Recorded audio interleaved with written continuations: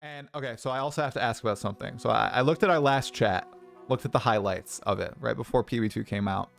There was a heated debate over default attack, auto attacks in Path of Exile 2 and them being supported by gems. So I'm curious, man. Okay, it's been out for 2.5 months.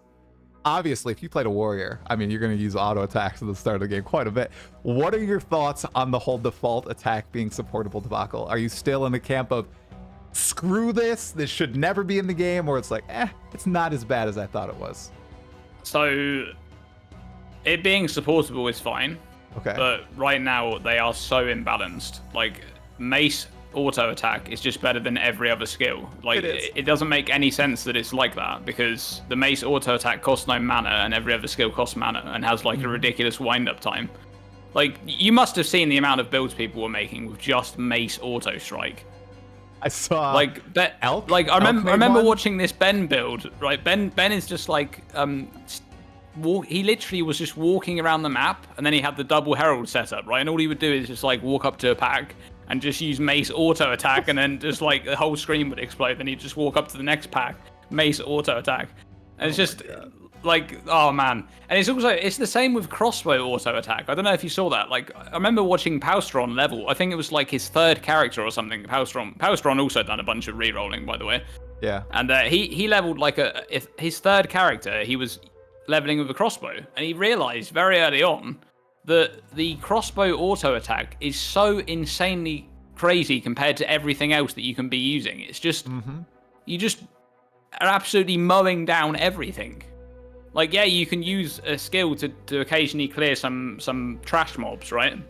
Right. But like bosses or any kind of like large monsters, you just spam auto attack on them because it's dealing so much damage.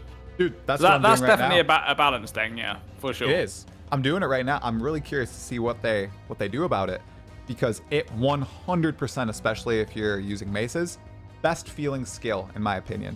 It's the most mobile skill. It seems to do the most damage. It doesn't have the wind up, so it's like easier to maneuver around enemies and the like. I just did the Mastodon and the Spellcaster boss on my warrior. I literally just auto attacked them down. The only time I used a different skill was Bone Shatter for the heavy stun. That's it. And then just auto attack, and I'm stacking attack speed. So I'm just zooming like this, just like that, just the entire time. That is literally the thing to do as well. Like that's not incorrect. That is just what you do, because that's the best thing that you have available to you. I feel like that's definitely a problem. I feel like they don't want that. But I remember speaking to some devs around launch, and they told me like, oh yeah, people haven't realized how powerful auto attacks are on warrior. And I was thinking, is that what you want to be doing? Like, you want to be using these cool, flashy, or supposedly flashy skills that can scale tremendously, not just going, left, right, over and over, right? I think they've missed something there, because in Peri 1, it's so punishing if you run out of mana and you can't use your skills. And that is actually something that I think is important, because they've pushed the whole idea of like mana costs being a thing that you have to fix, right? Mm-hmm.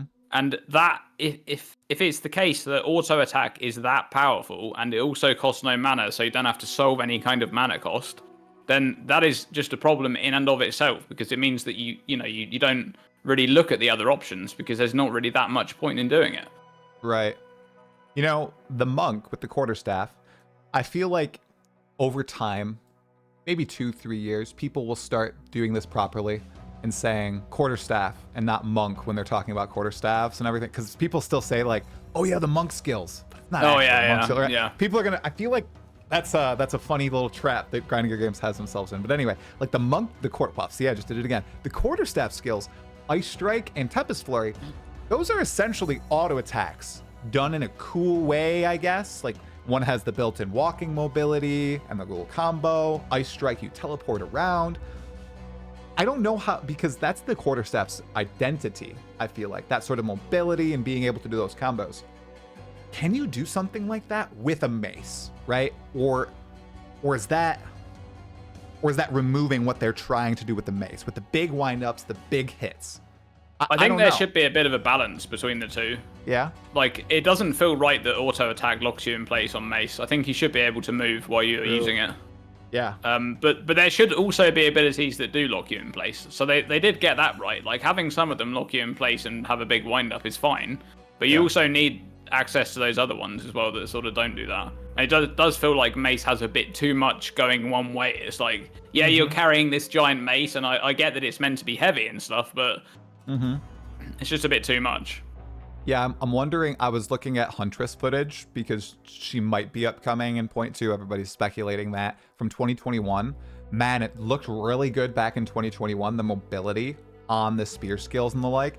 I can only imagine how it's going to feel with WASD and the more freedom of movement. I just imagine everything's built in to move with the Huntress, given her whole shtick is mobility. Like, and I can't see that not happening with all the upcoming classes. With the Marauder and Axes and the Sword and Duelist, all these things, I feel like they're going to have built-in mobility, which just means that the Mace is just, I mean, it's busted in a bad way. You got to be able to move in this game. It's just left in the dirt, dude. You do. Like, okay, Arbiter of Ash. Have you seen the boss fight for Arbiter of Ash? Yeah. I've seen all the boss fights, yeah. Oh, you have? Okay, so let me guess. Did you watch the Quinn attempt of it? Yep. Oh, so glorious. That is the way, okay? I love, dude. That is the way to do it. God, I wasn't able to do it because I watched his attempt. If I hadn't have watched his attempt, I would have gone in blind. But I saw him and I saw like, oh, I'm basically never going to reach Arbiter because it's pure RNG. And I found one Citadel at that point, and that was right before they did the patch and everything to show the beams. And I had 12 beams or something in the darkness. But I watched his attempt. Oh my gosh, such a god gamer. I can't believe you spend all that time, you go into a fight like that blind and it has multiple one-shots. That's so funny. Yeah, I love it. That's so good. Watching Quinn do anything like that is just so funny. Oh god, what an end. And then it was in the documentary. That was peak. So peak. Okay. Anyway, you got to be mobile in these fights. Holy crap. I can't imagine being a warrior. Dude. It's crazy. Like if you Sunder and your build up for Sunder is like 3 seconds because it has all the stacking damage mods and everything. So you have to perfectly time when you're going to do this. Otherwise, the Arbiter's going to kick your ass. Or you're just going to have to dodge out of your Sunder and not get the damage going, right? Like, oh. Well, this is the thing. And then it kind of feels like that it's balanced around. So one, that auto attack is very fast. If you scale attack speed, it goes off very quickly, right? Compared to the other attacks that have like the fixed attack time. Right. And it also feels like it's kind of balanced around the existence of Hammer of the Gods, which is a skill that I'm really not convinced should be in the game.